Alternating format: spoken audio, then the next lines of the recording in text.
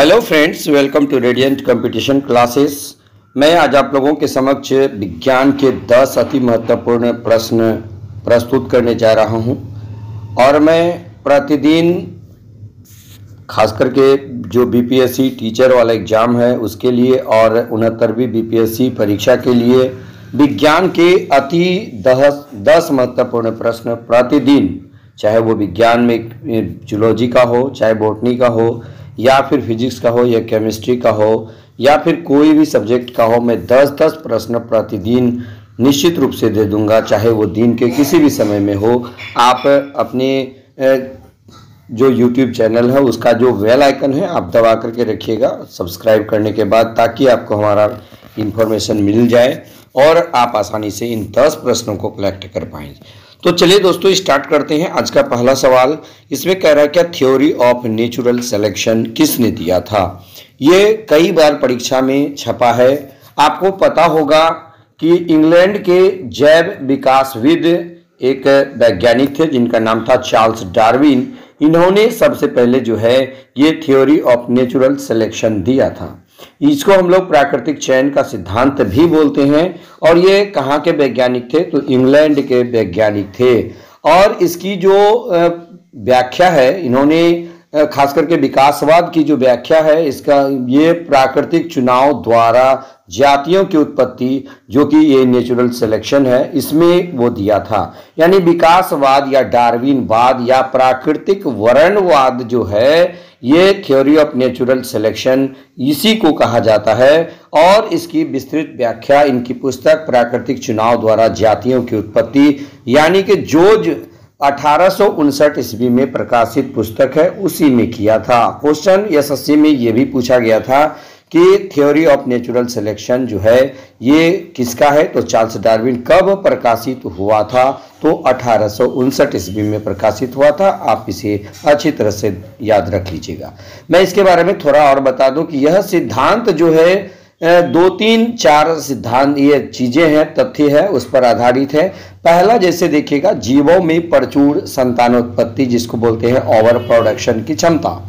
और दूसरा है स्ट्रगल फॉर एग्जिस्टेंस, यानी कि जीवन संघर्ष। और तीसरा जो है तथ्य विभिन्नताएं और इसकी वंशागति, यानी कि वेरिएशंस एंड देयर इनहेरिटेंस। और चौथा है योग्यता की अतिजीविता, जिसको सर्वाइवल ऑफ द फिटेस्ट कहा जाता है या प्राकृतिक चयन कहा जाता है। ये 4 तथ्य है, इसी पर आधारित है ये नेचुरल सिलेक्शन का सिद्धांत। और इसे किसने दिया, चार्ल्स डार्विन ने दिया था। और ये प्रकाशित कब हुआ, 1859 में। यहां भी क्वेश्चन पूछा जाता है। दूसरा नंबर का क्वेश्चन क्या है कि म्यूटेशन सिद्धांत किसने दिया था। तो म्यूटेशन के बारे में मैं बता दूं कि जैव विकास का ये सिद्धांत है, ये उत्परिवर्तन सिद्धांत, जिसको म्यूटेशन थ्योरी कहा जाता है। ये हॉलैंड के पादप शास्त्री यानी बॉटनिस्ट थे, ह्यूगो डी विरीज। तो ह्यूगो डी विरीज ने म्यूटेशन का सिद्धांत दिया था। ये हॉलैंड के निवासी थे। इन्होंने जो है अपना प्रयोग ये सांध्य प्रिमरोज अर्थात आइनोथेरा लैमार्कियाना एक पौधा था, इस पौधे पर इन्होंने अपना प्रयोग किया था दोस्तों। तो ये आप डिटेल्स में आपको बता दे रहा हूं ताकि आप अच्छी तरह से आपको याद हो जाए।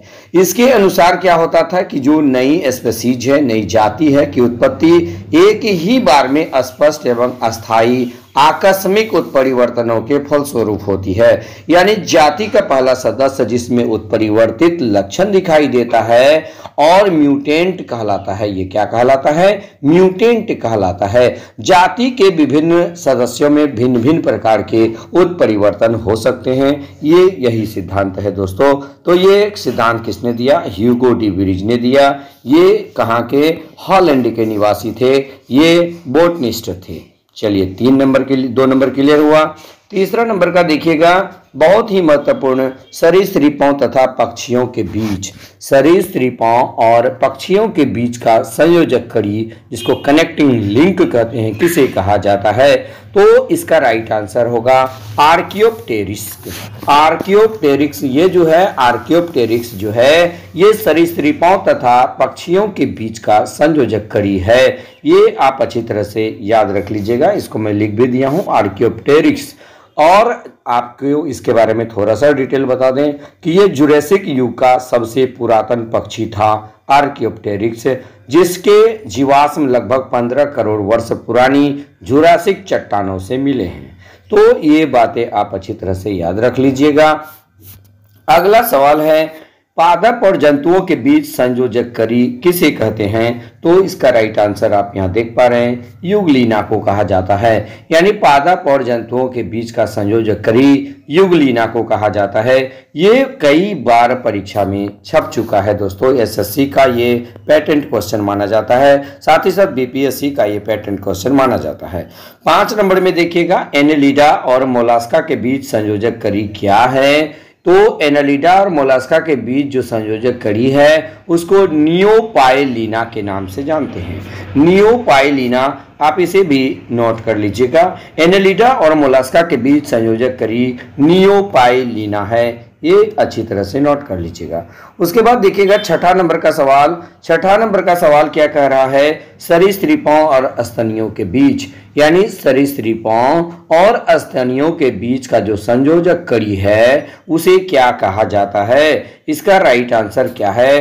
प्रोटोथीरिया। यानी इसका राइट आंसर क्या है? प्रोटोथीरिया को क्या कहा जाता है? तो ये सरीसृपों और स्तनियों के बीच का संयोजक कड़ी कहा जाता है। ये निम्न कोटि के स्तनियों का उपवर्ग है। इसके अंतर्गत एकिडना, बत्तख चोंची और प्लेटिपस आदि जीव आते हैं। प्लेटिपस के बारे में और एकिडना और डकबिल प्लेटिपस, इसके बारे में आपको जानकारी होगा। ये ऐसे जीव हैं जो अंडा भी देता है और बच्चे को दूध भी पिलाता है। ये प्रोटोथीरिया के अंतर्गत आता है। ये ऑस्ट्रेलिया में जो है विश्व का एकमात्र प्लेटिपस अभ्यारण्य स्थापित किया गया है। कहां पर? ऑस्ट्रेलिया के अंदर। ये भी क्वेश्चन पूछा जाता है। 7 नंबर देखिएगा, हाथी का पूर्वज किसे कहा जाता है? तो इसका राइट आंसर होगा मैमथ।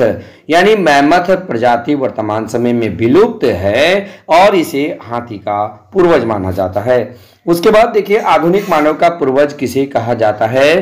तो मनुष्य को आधुनिक मानव होमो सैपियंस का अंतिम सीधा पूर्वज और आधुनिक मानव की उपजाति होमो सैपियंस फॉसिल्स मानते हैं। यानी क्रो मैग्नोमैन जो है ये शरीर गठा हुआ रहता है और ये मानव का पूर्वज माना जाता है। क्रो मैग्नॉन आधुनिक मानव का पूर्वज माना जाता है। 9 नंबर का सवाल, ये पिछली बार बीपीएससी में पूछा भी था। ये क्वेश्चन देख लीजिएगा कि कवक और शैवाल के बीच का कड़ी किसे माना जाता है?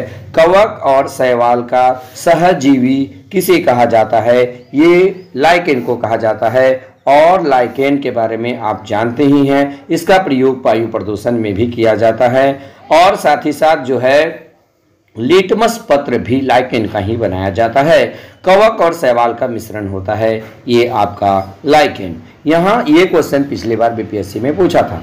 उसके बाद देखिए, पृथ्वी पर सबसे पुराना जो जीव है, पृथ्वी पर पाया जाने वाला सबसे पुराना जीव को क्या कहा जाता है? तो 10 नंबर का सवाल देखिएगा, पृथ्वी पर सबसे पुराना जो जीव है उसका नाम नीलहरित शैवाल है।